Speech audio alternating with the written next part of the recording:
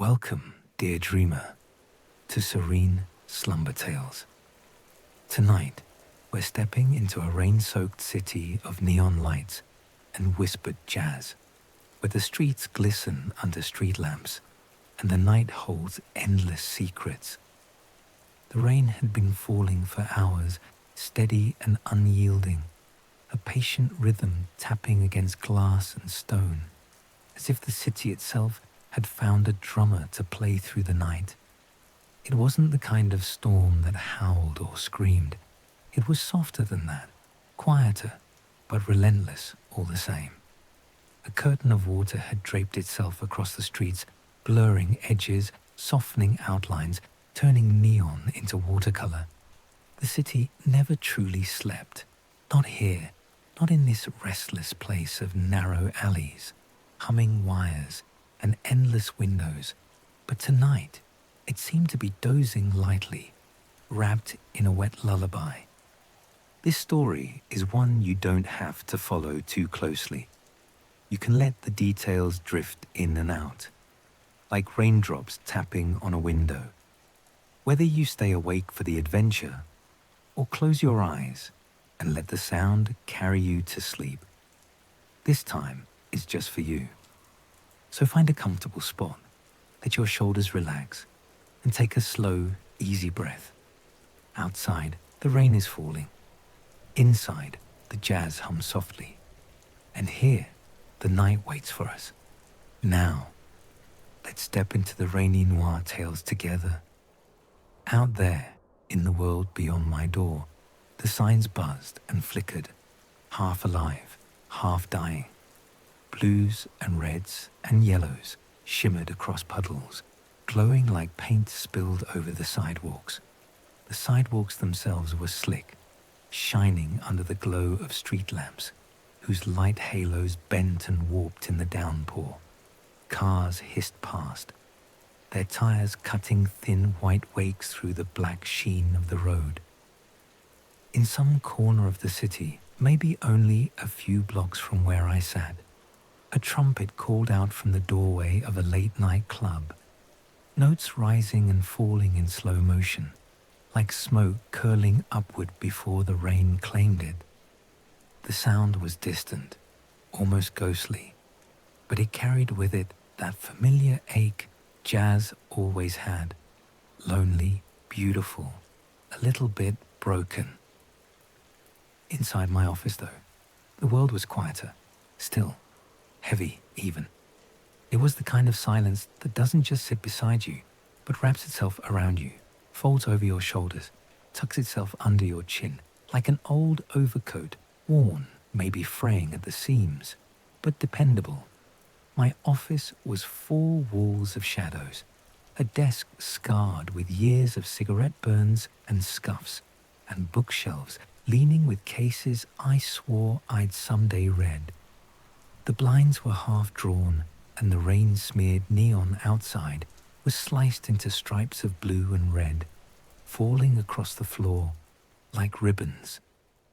The chair beneath me creaked as I leaned back, its leather tired from years of long nights like this one. I could feel the weight of it pressing down, the hours, the cases, the choices I'd made that somehow landed me here, half awake in a city that pretended it was eternal. My name is Charlie Bennett, private investigator. Though some nights, most nights, it felt less like a profession and more like a delaying tactic, a way of keeping the past from catching up too quickly. Because the past always catches up eventually, doesn't it? But until it does, you keep busy. Overhead, the ceiling fan turned slowly, lazily. Each rotation gave a faint click, steady and predictable, like the ticking of an old metronome. The fan did little to move the air. It never really had. But I kept it on out of habit, the same way you keep an old clock on your mantle, even though you don't need it to tell the time. The sound was comforting in its own small way, syncing itself to the music of the storm outside. On the corner of my desk sat a glass, half filled with something amber. Bourbon, maybe? Or maybe nothing stronger than ginger ale. Truth is, it didn't matter much which it was. At this hour, and in this kind of night, you weren't reaching for sharp edges. You weren't looking for fire. You were just looking for a little warmth. I lifted the glass, felt the coolness against my fingers, and let the liquid linger on my tongue. Slow, deliberate. I closed my eyes, let the taste, whatever it was, blur into the background while the city's lullaby came forward again. Through the window, I could hear car tires whisper over wet pavement, long sighs of rubber against road. A horn called out, distant, softened by layers of rain. Somewhere, faint laughter drifted from a doorway, quickly lost to the storm. The city was alive, yes, but its pulse tonight was slow, dreamy, like it too had one arm draped over its eyes, just waiting for morning. And here's the part you need to know, friend. If you're listening tonight, you don't need to keep hold of every word I say. This story, this night, this rain, it's yours to drift in and out of. Think of it as a train ride where you don't have to watch every mile of track rolling by. You can close your eyes if you like. Let the rhythm carry you. Wake up now and then, glance out the window, then drift back into whatever half dream you are having. Because whether you stay awake with me for a while or let the storm carry you off, you're safe here. The locks are good, the walls are thick, and nothing out there can get in unless we invite it. The night is long, yes, but that's not a bad thing. Nights like these aren't about rushing. They're about breathing, about loosening the knots you've tied yourself into during the day. So, wherever you are, maybe curled beneath a blanket, maybe in a chair with your own glass of something amber, let yourself sink back. Listen to the rain on your windows, or imagine it if your skies are clear. Picture the way the drops slide down glass, racing each other to the sill. Feel the hum of neon, even if the only light near you is a soft lamp. Let the edges of your thoughts soften, the way the city softens under rain. This office of mine, with its shadows and stripes of colored light, is just a room in a city that never sleeps. But tonight, we can let it rest. Tonight, we can let the rain write its own story on the sidewalks and rooftops while we sit here together, letting the sound wash over us. And when the storm finally passes, as all storms do, the city will blink awake, brighter and sharper.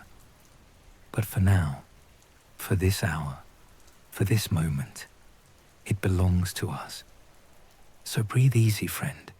The rain will keep its rhythm, the fan will keep its time, and I'll be here, in this chair, with a glass in my hand, keeping the night company until morning finds its way back. The phone rang. It wasn't just sound, it was intrusion. A sudden sharp cry that cut clean through the hush I'd been nursing, as if someone had thrown a rock through a pane of glass. The stillness I'd worked so hard to hold on to all evening cracked, splintered, and for a moment I just sat there, staring at the receiver as though ignoring it might coax the world into silence again. But phones are persistent creatures. They don't beg, they demand. The shrill ring drilled through the office, echoing against bookshelves, rattling across the surface of the desk, bouncing off the striped shadows on the floor. I let it ring once, twice, 3 times, the sound carrying an unspoken truth. Answering it meant stepping out of the quiet cocoon I had wrapped myself in, trading the sanctuary of rain and shadows for the raw, unpredictable mess of whatever lay on the other end. Finally, with a sigh heavy enough to fog the window, I reached out and lifted the receiver. "Bennett," I muttered.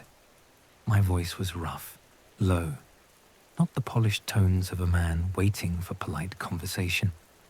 It was the sound of someone dragged from his own stillness, a man whose night had already grown too long. "Charlie, it's Ray." The voice hit me like a memory sliding out from behind a locked door. Ray Donovan. Not just a name, but a piece of an earlier chapter in my story. One I thought I'd tucked away for good. There was a time when hearing him would have meant camaraderie, partnership, maybe even trust. Back then, I still believed the line between right and wrong was worth protecting, worth bleeding for. These days, I knew better.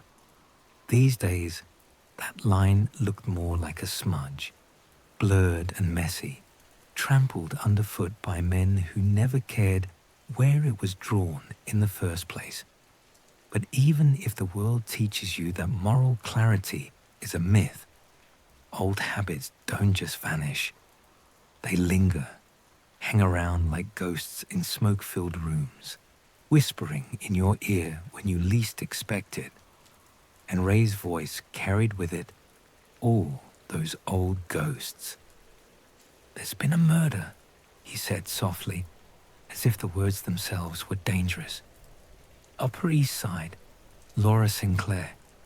You need to get there before the uniforms do." Laura Sinclair.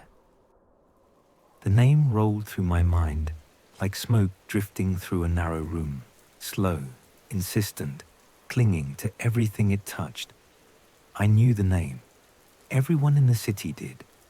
Wealth, glamour, the kind of beauty polished and photographed for magazines you see in waiting rooms. She belonged to that rarefied layer of the city where everything glittered.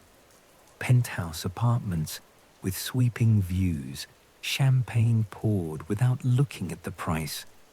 Lives built so far above the sidewalks that they seemed untouchable. And yet, here was Ray, telling me that her life had been cut short, that the glitter had been shattered, that someone from her world had come tumbling into mine. I should have said no. Cases like hers weren't my territory. My work usually lived in alleys and basements, in the shadows, where names like Laura Sinclair were never spoken. I belonged to a different strata of the city altogether, the one that lived paycheck to paycheck, if they were lucky enough to have paychecks at all. Wealthy socialites and murder in penthouses. That wasn't my scene. That wasn't where I belonged. And yet, I found myself standing. My body knew before my mind had caught up.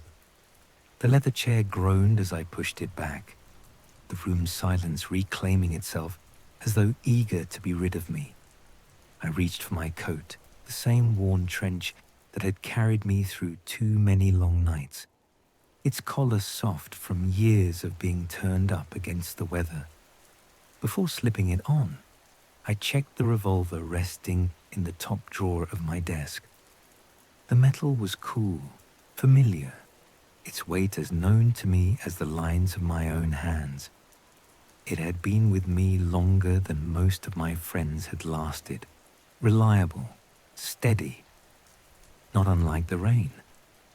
The office door creaked as it swung closed behind me, groaning like an old confidant reluctant to see me leave.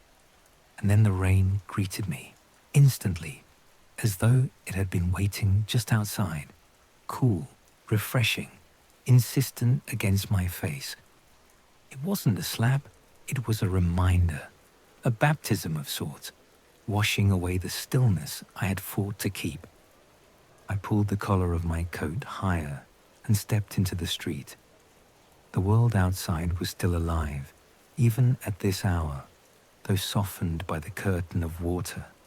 Street lamps glowed like halos. Neon signs bled color across the sidewalks, and people hurried with umbrellas, tilted against the wind. A cab slid by, its headlights carving streaks of white through the storm.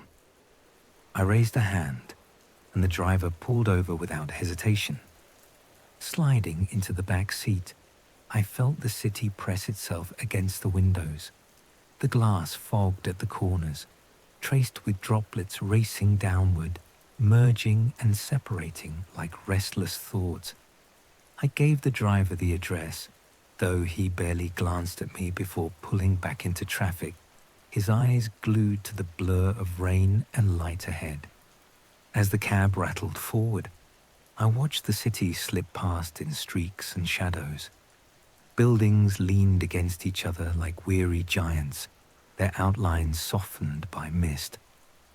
Somewhere nearby, a saxophone wailed through an open doorway, the sound bending, warping as the storm swallowed it whole. Radios hummed quietly from shops not yet closed, half-heard melodies carried just far enough to remind you the city was never silent. And through it all, the rain. Always the rain. Now, as you listen, you can picture it too.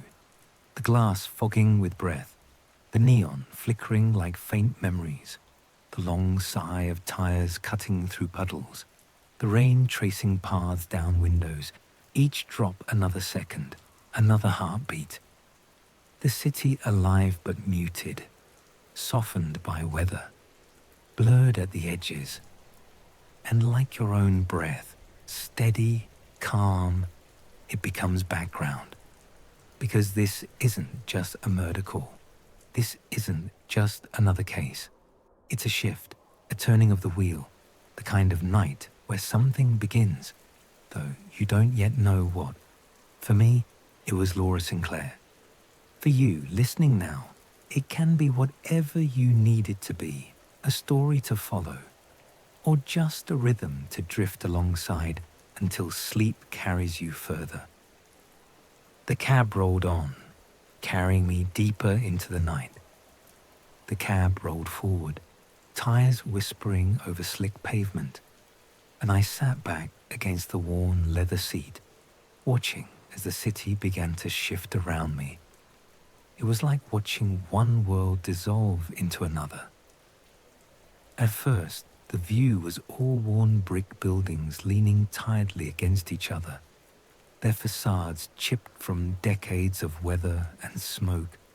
Street lamps buzzed weakly, their bulbs flickering like they were half asleep, and narrow storefronts glowed faintly from behind rain-streaked glass. These were the streets I knew, the underbelly, the familiar heartbeat of the city that carried on even when no one was watching. But block by block, the city began to change its clothes. The grit softened, the grime faded, brick gave way to glass, and tired wood doors were replaced with gleaming lobbies that glowed like lanterns in the night. Towers rose higher, sharp and sleek, their windows reflecting streaks of neon and lightning, as if the storm itself had become part of their design. The air here carried a different scent, less damp asphalt, more polished wood, and expensive perfume. The people who lived up here liked to believe they were above the storm, above the noise, but the rain whispered against their windows all the same. No matter how high you built, you could never escape the sky. The cab slowed, then pulled up to the curb. My destination rose above me, a building that seemed to glitter even in the storm, each raindrop sliding down its surface like beads on silk. The entrance glowed gold, a chandelier spilling light outward as though it wanted to claim the rain-soaked street too. I handed the driver a few bills and stepped out into the golden pool, the rain immediately tapping at my collar, tracing cold lines down the back of my neck. A doorman stood watch, his uniform crisp, his face carved from stone. His eyes slid over me, sharp with curiosity. A man like me, trench coat, collar turned high, shadowed eyes, didn't belong in marble doorways and gold-lit lobbies. But he said nothing, just gave me the kind of look you tuck away in your pocket to remember later. Inside, the world shifted again.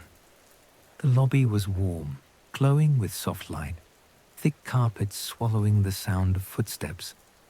Music hummed faintly from hidden speakers, something smooth and slow, meant to soothe, to suggest that trouble never walked these halls. It was the kind of place built to keep the world at bay, to shield its tenants from the rawness of the city. But the storm outside didn't care. It pressed its rhythm against the glass, reminding everyone that the rain never truly stopped for anyone.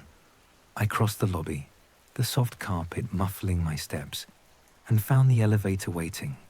Its doors slid open with a whisper. Inside, the air smelled faintly of leather and polish, as though even the machinery had been dressed in wealth. I pressed the button for the top floor, and the elevator began its steady climb. The hum of hidden music lingered, mingling with the rain's patter as it echoed faintly from outside. The higher we rose, the further it felt from the city below, but not far enough to escape what waited at the top. When the doors finally opened, I was greeted not by opulence, but by silence. A hallway stretched before me, sleek and polished, and at the far end, the penthouse door stood ajar. The air around it seemed different, heavier, like the stillness you feel in a room just after a storm has broken. It wasn't the hush of luxury. It was the hush of something gone wrong. I pushed the door open slowly, letting it swing inward without a sound. The penthouse was a study in wealth.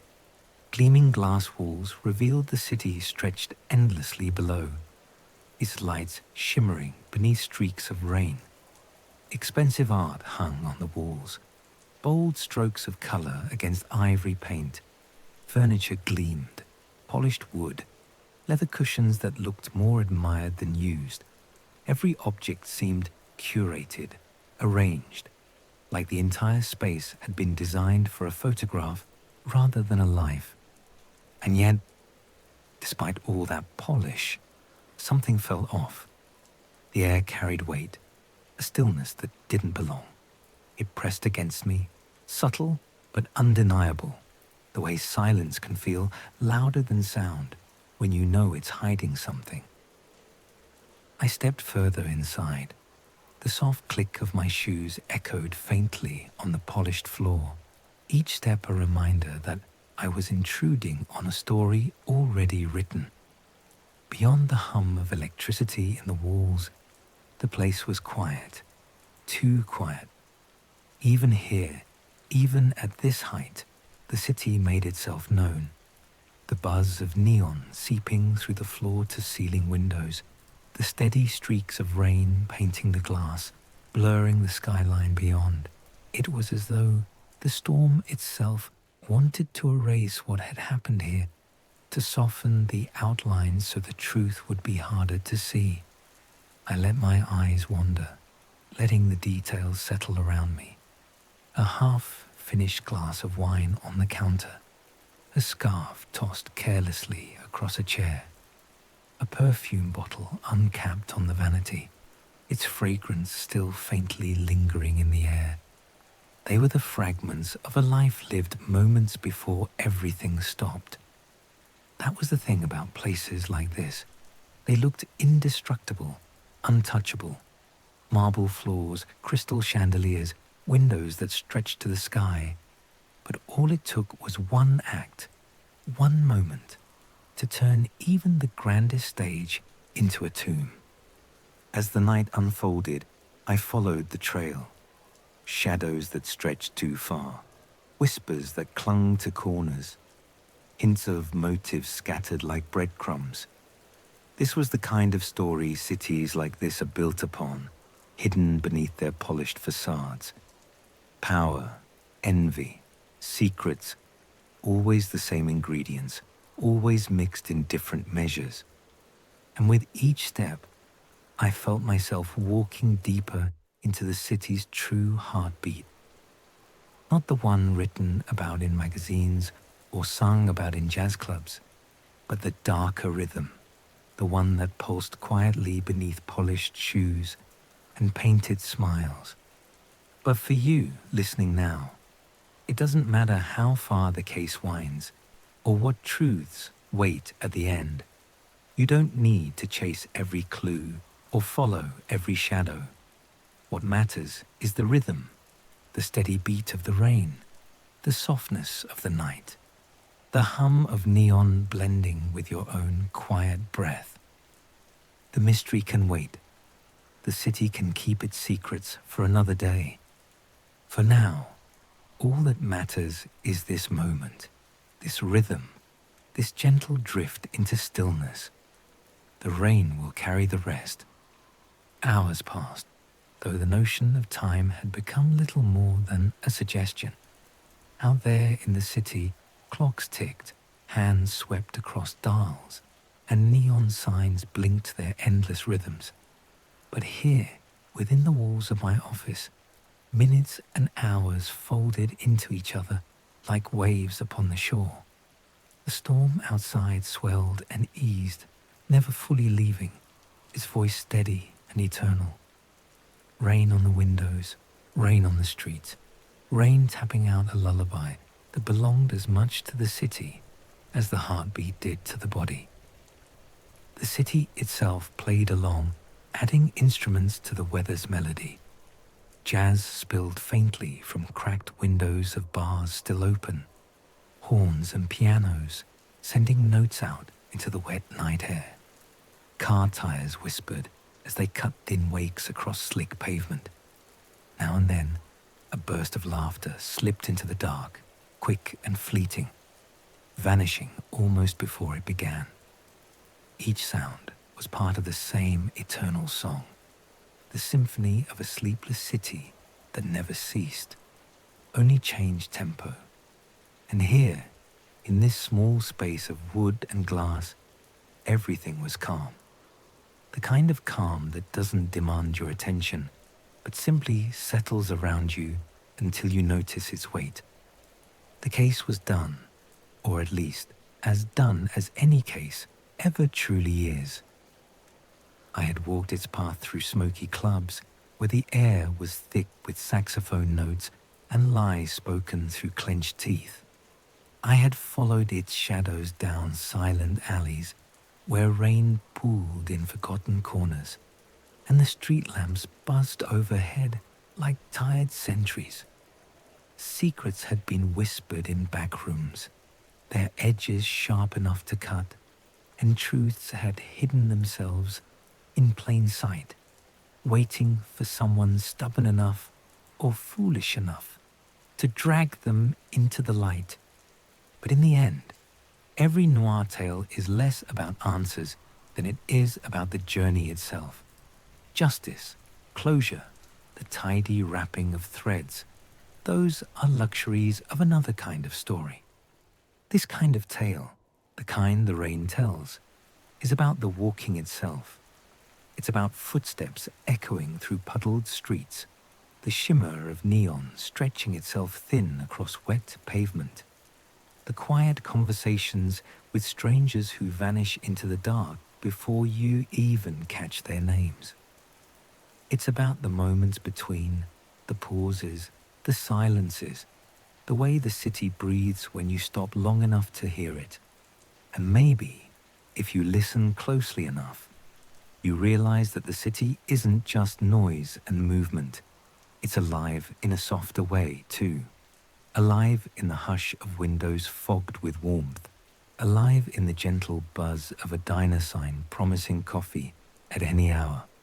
Alive in the sigh of wind through alleyways, in the silver threads of rain stitching every rooftop together. So now, as I lean once again against the rain-streaked window of my office, I let the city hum on without me. I don't chase it, don't try to hold it. I just let it be. The glass beneath my hand is cool, steady. It's chill grounding me even as the night drifts further into its own rhythm. Outside, the rain continues its endless painting, streaks of water blurring the outlines of everything beyond.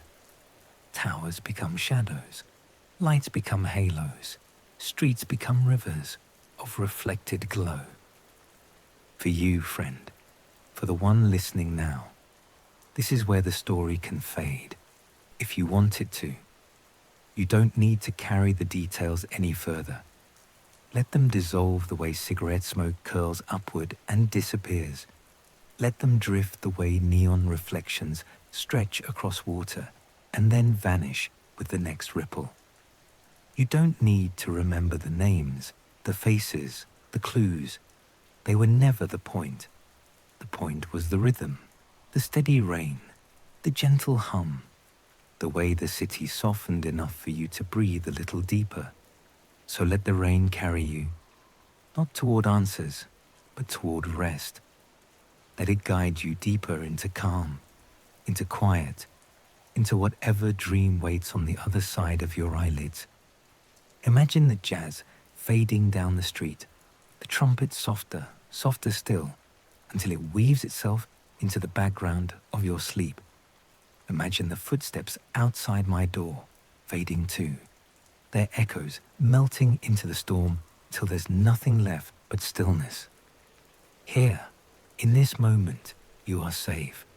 You are warm. You are at peace. The world outside can wait. The city can hum its endless tune without you for a while. Let it. That's its way. And tonight, your way is different. Tonight, your way is rest. The story will keep spinning, whether or not you follow it.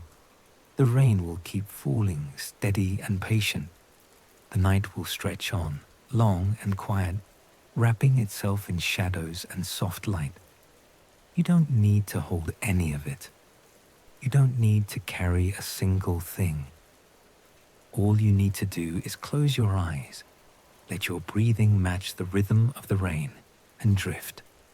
Drift into the silence between notes, the pause between footsteps, the soft blur of neon against glass. Drift into sleep, where everything fades into something gentler.